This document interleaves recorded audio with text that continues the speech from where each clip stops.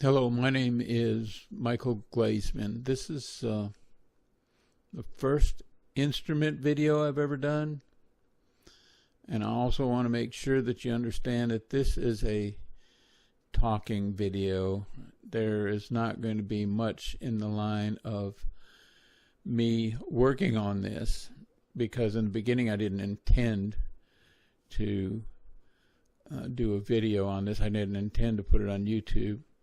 After I got done with it, I thought, well, I really need to put it on YouTube just so I can show some friends of mine what it looks like and what it sounds like and what I've done to it. So this is pretty much a photo video with me talking. So if you don't like that kind of video, then this is not for you. But if you don't mind just going through about 30 minutes of me talking about it, then we will commence. So this is a German instrument. I went to a small town in the United States. We were just traveling, and we went and stayed at a place, and there was a luthier shop there, and I just went in and asked them if there was an instrument that they might have laying around that they really didn't want and to do anything with. It was like in the trash heap, and if I could just have it or pay, I'd be glad to pay them for it. And they just gave me a mandolin, and so I worked on that for a year and fixed it up, brought it back and showed it to him, and he said, wow. He said, so you give me this instrument here. So I'd give this a shot. And so he called it he said it was a mandola, a 9-string mandola. And of course I didn't know what a mandola was, other than that it was just a large mandolin. I really didn't know what I had. And so when I took it home and I did a little research, there's a tag inside, and the tag said on it C.H. Bohm, B-O-H-M. I think on the website it's B-O-H-E-M. And then there was a lot of words that were not English, and so I really didn't know what it was, what the words said, I mean. And so I went to a website, put in C.H. Bohm, and there was a website that came up that had the history, a really nice website with a lot of history of the work that Bohm did in his lifetime when he made instruments. He was known for making Waldzithers. I don't know if he made other ones, but this was a Waldzither, W-A-L-D-Z-I-T-H-E-R. And I had never heard anything like that. But I learned that this was not a mandola. There was actually a German instrument, and it's not in the zither family. Rather, from what I understand, I may be wrong about it, but what I read and studied was that it is with the cittern family, C-I-T-T-E-R-N. Well, it didn't play, of course, so I didn't know what it sounded like.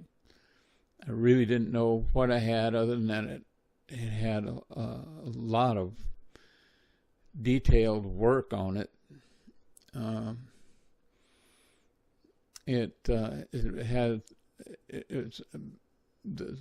soundboard is spruce, and the back and sides is Brazilian rosewood. I imagine that the fretboard is also the same, Brazilian rosewood. I'm not 100% sure on that, but it had, look at the inlays that are in it, were very detailed. I looked at a lot of the things on the website, and this is a Type 2. And I did contact the guy on the website in Germany, and he was so glad to help me out, and he gave me a lot of information, and basically said that this head that's on there, that's a banjo head, somebody had taken the original head off of it and put on a banjo head, and that actually this is the finish that is on it is original. It is actually the original finish. This instrument dates back to about 1905-ish, somewhere in that area, 1905, and so I started working on it, and he advised me to please not to. The best thing to do is not remove the original finish on it, because it was not put on very heavy, and it had a way of making the instrument sound really beautiful.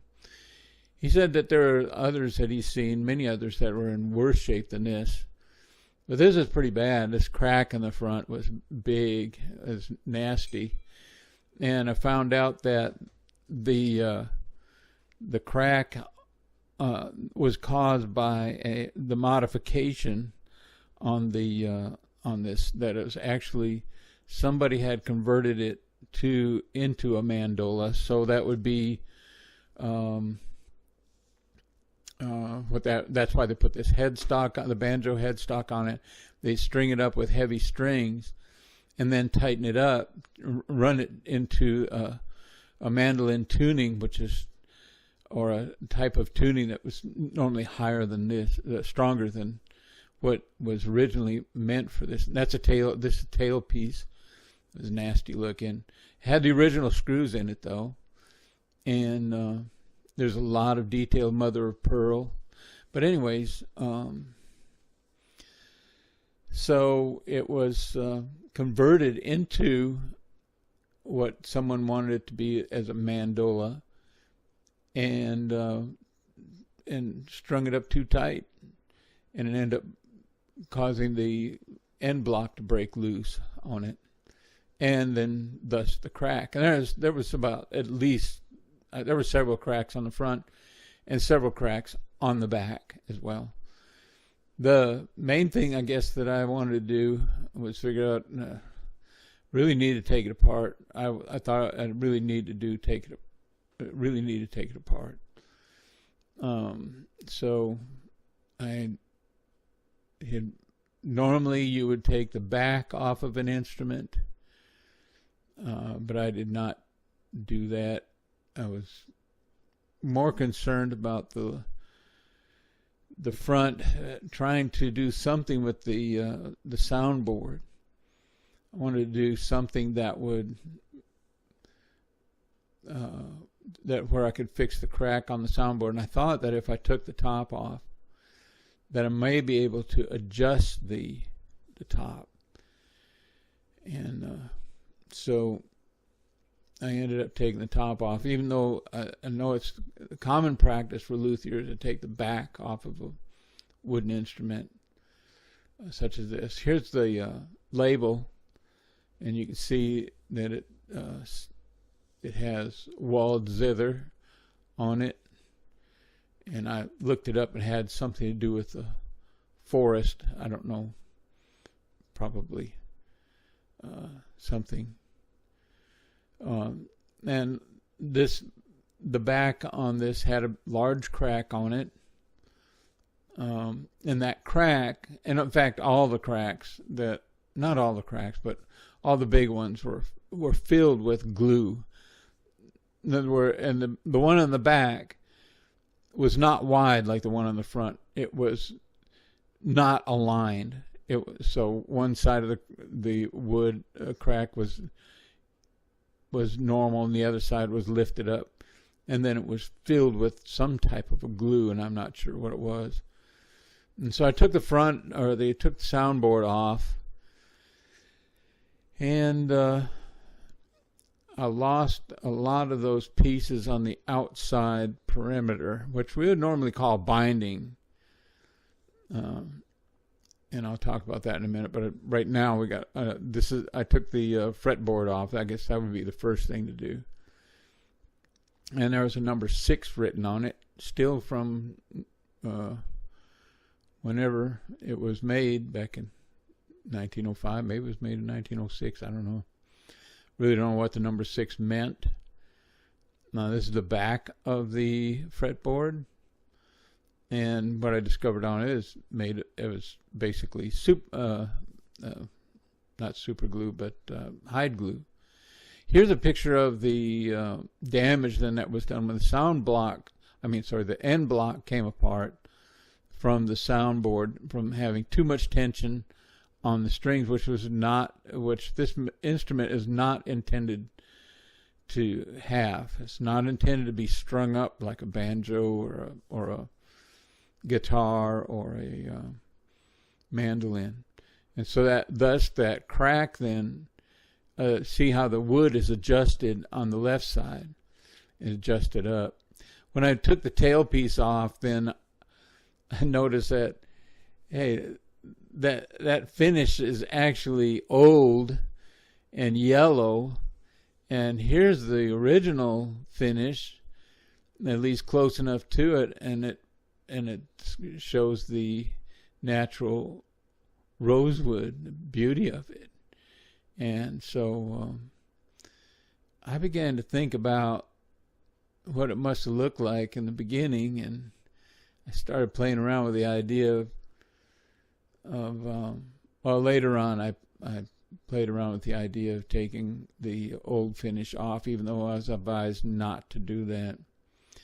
Let me have just a sip of coffee for a second.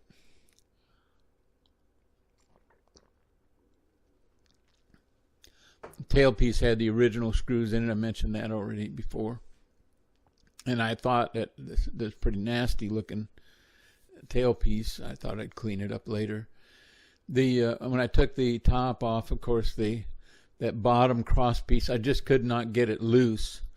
So I bought a long palette knife from StewMac, and they are not a sponsor. I don't have any sponsors on this video, by the way, just so you know. I don't have any. If I mention the company, nobody's sponsoring me on this video. I'm just doing this. I'm just telling you what I did. So I went and got a long palette knife that you can find on StewMac website, and I removed the top from that top brace, which I couldn't get it was just glued into the sides of this instrument.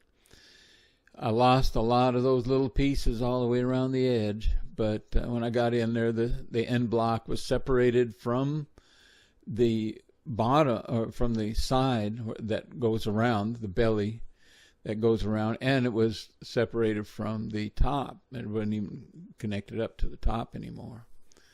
So so that was it. And I had a sheet underneath the instrument to catch all those little pieces. And actually, just to let you know, I did super glue. I did run some light super glue around the edge all the way around to prevent those pieces from coming off. And of course, that didn't work. I found a lot more cracks on the top when I took it apart. And also the bracing had come apart from the soundboard. So anywhere there were two of the braces remained on, and plus you had these side supports going up and down beside the sound hole. And I want to mention here too, one of the reasons that I took the top off instead of taking the back is because one of these cracks on the back ran right into this label. It was really close to it. And I was afraid that if I took the back off, that crack would continue to go up through the label and rip it. And I wanted to preserve, if anything, I wanted to preserve the label. I did not. It's original. It hadn't been removed that I could tell. See these pieces that are white and brown around there, what we would call binding on a guitar or another instrument.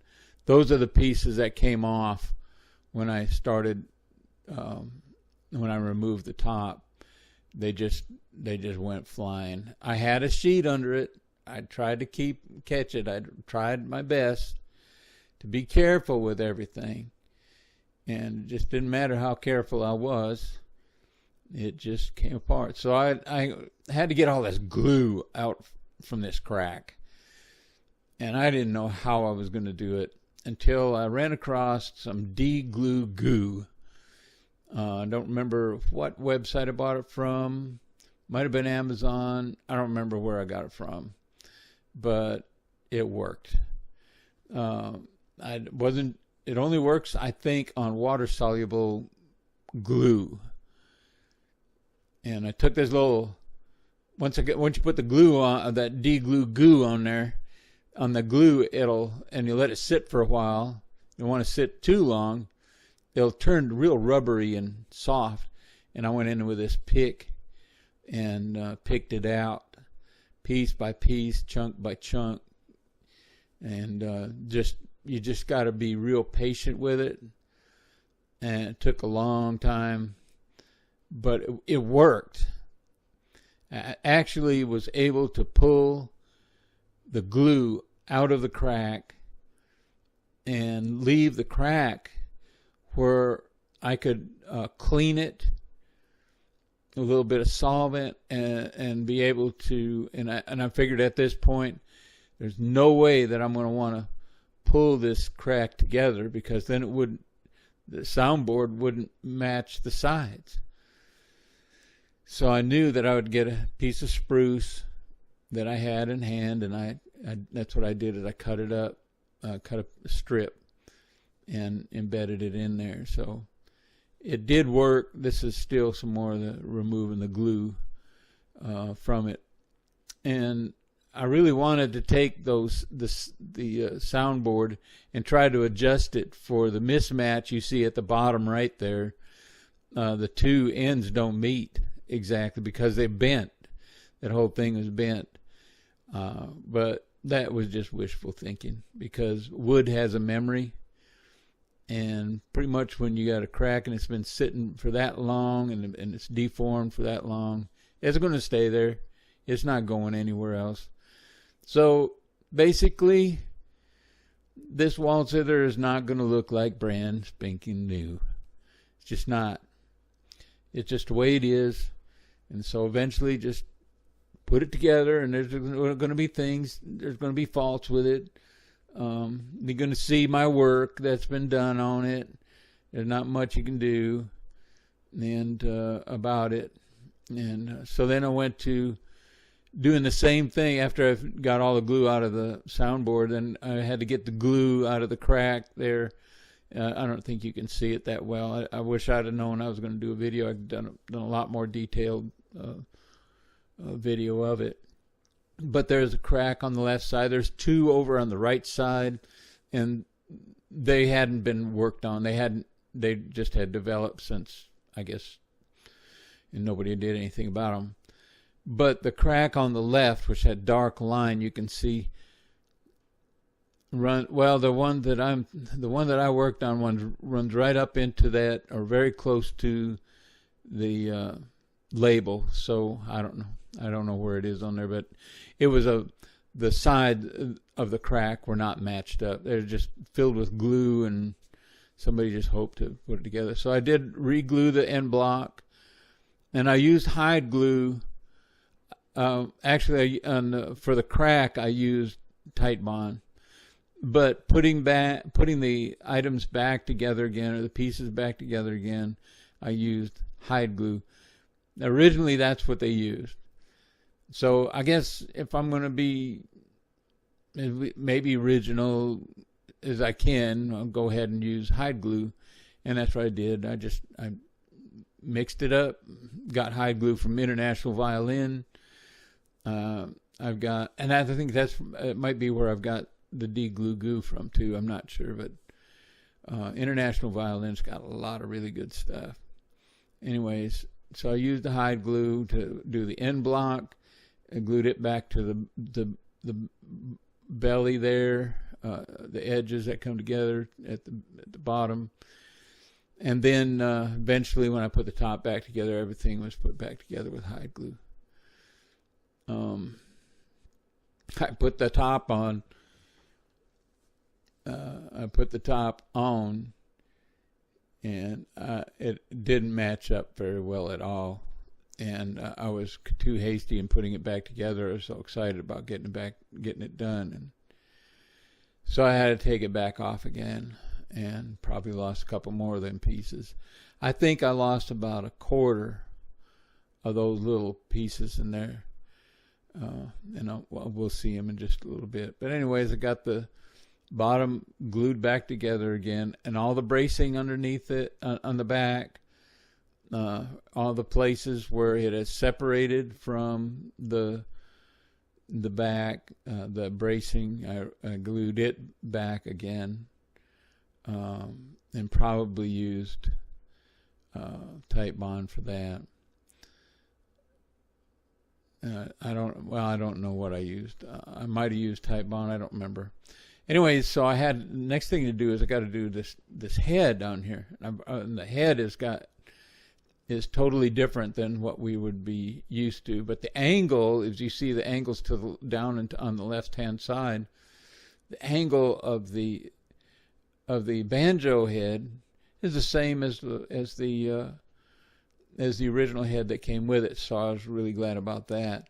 The brass nut is still intact, and the original wood that it is embedded in is still there. Just that the banjo head was spliced on very carefully and very professionally done. I thought it was fantastic the way they did it. And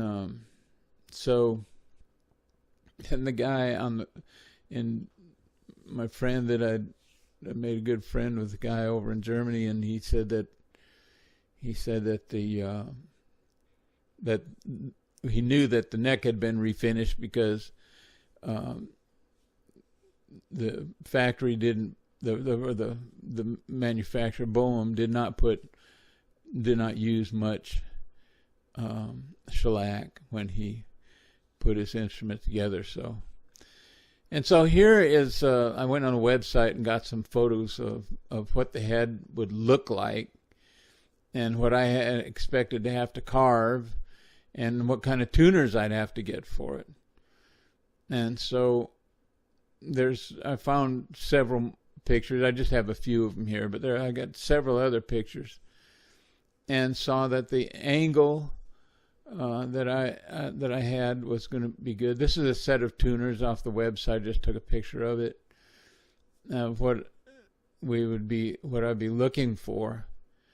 But when I got a hold of the guy in Germany on one of my emails, I asked him about it. He said he had a set of tuners for it, and the tuners that he sent me are pre-World War I, and there they are. I got some orange tape on it. That's from StuMac, by the way, because the screws, there are screw adjusters that adjust the strings.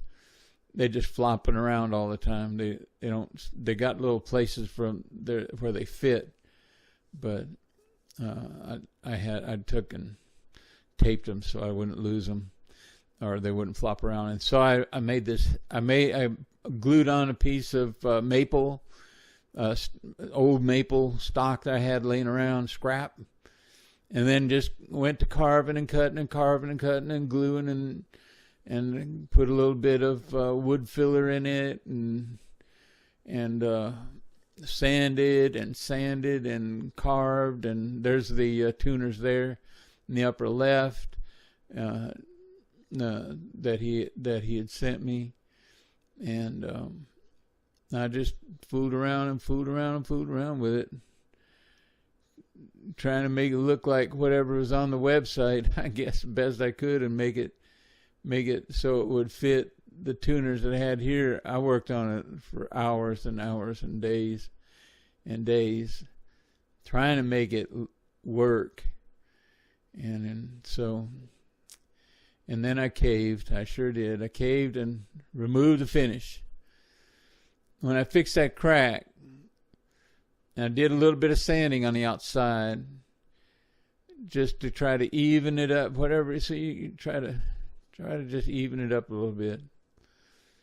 And I figured, I could just, maybe leave it the way it was or something like that. But when I saw the beauty of that wood, I said, I just cannot possibly let this thing go without taking. I started doing a little bit more sanding, a little bit more. You know, when you looked on the inside, when we saw the picture of the inside of the of this instrument, you saw how dark that Brazilian rosewood is, and so I thought, oh, I'm gonna have to do something. So I did. I sanded all of the old finish off, and I guess in a way disappointed that I would disappoint my friend in Germany and probably others that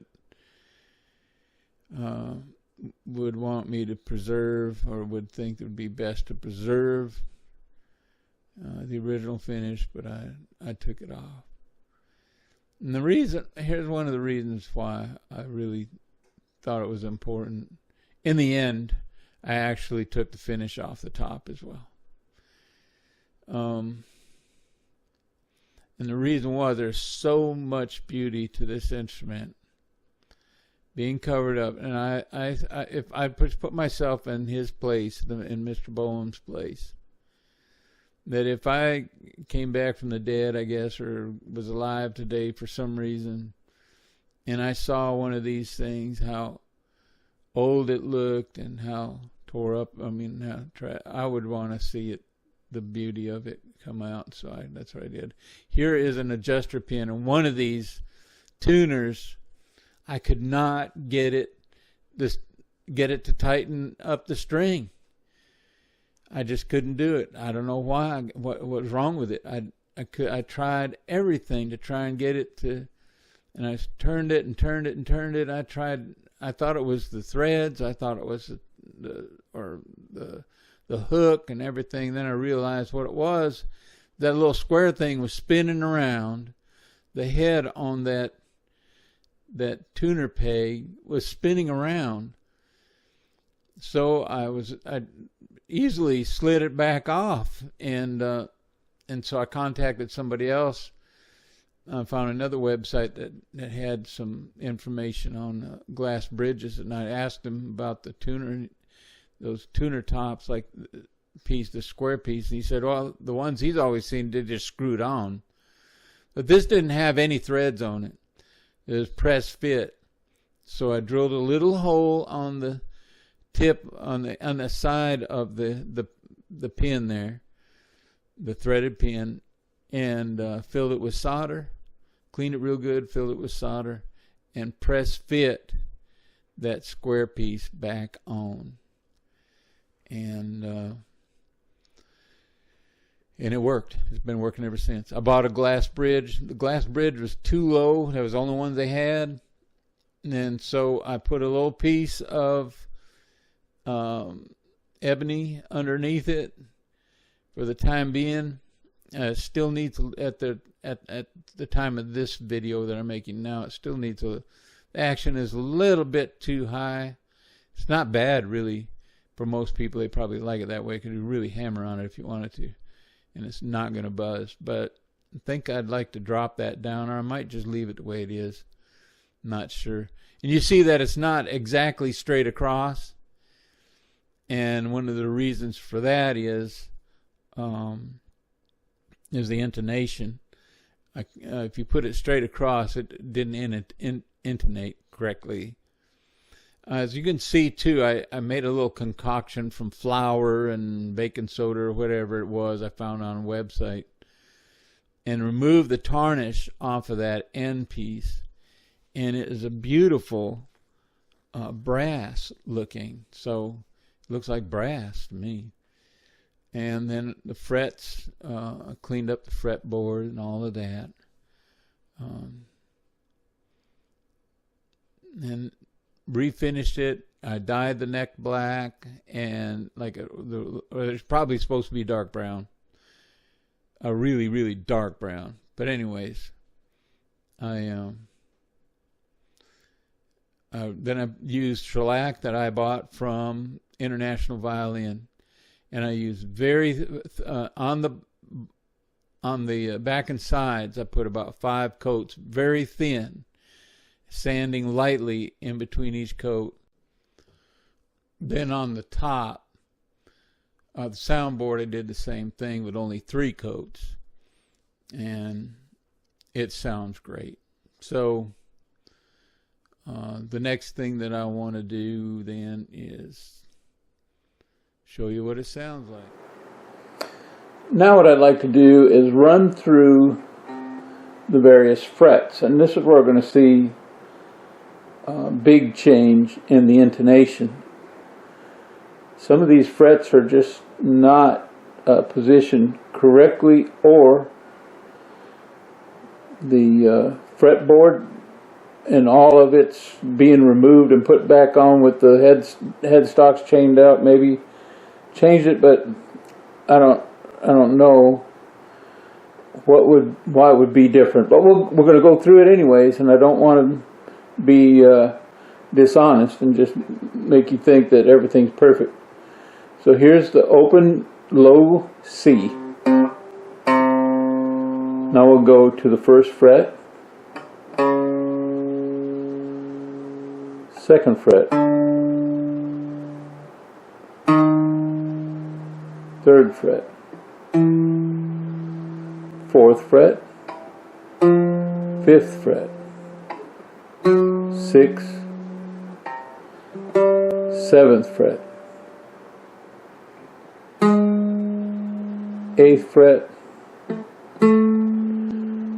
ninth fret, 10th fret, and there's your 12th fret. Okay, let's go on to the G string, low G.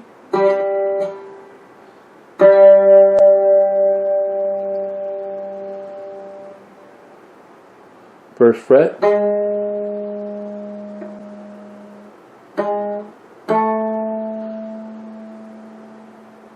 second fret. Here's the third fret, fourth fret, fifth fret, sixth fret, seventh fret,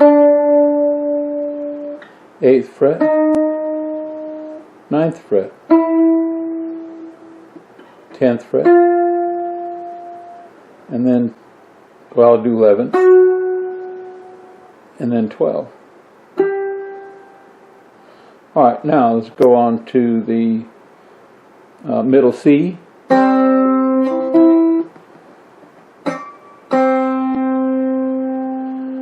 First fret,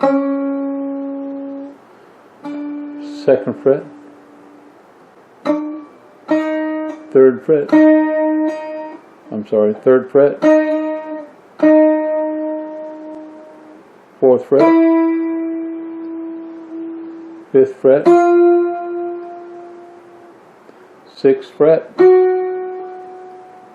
seventh, eighth, ninth, 10,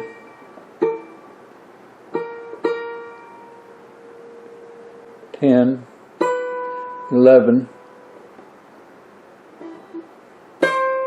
12.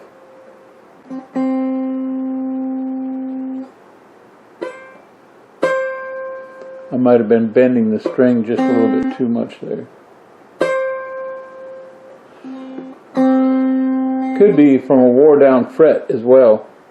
I don't want to dress these, they're so very low, and I don't really know what they were like to begin with, so I'm not dressing these frets at all. And they don't have any grooves in them, so might have little wear marks, but no deep grooves at all. Alright, let's go on to the E. Open E, first fret, second fret, third fret, fourth, fifth, sixth, seventh, 8, 9, 10, 11, 12. You see the first fret very close, 12th fret right on, but the other frets are flat. Let's go to the last string, the high G. First fret, second, third, fourth, fifth, sixth, 7, 8, 9, 10, 11, 12. Excuse me. So there you go. That gives you all of the playable frets. I guess you could probably play higher too, but there's no use in going through those. Now, on to the music.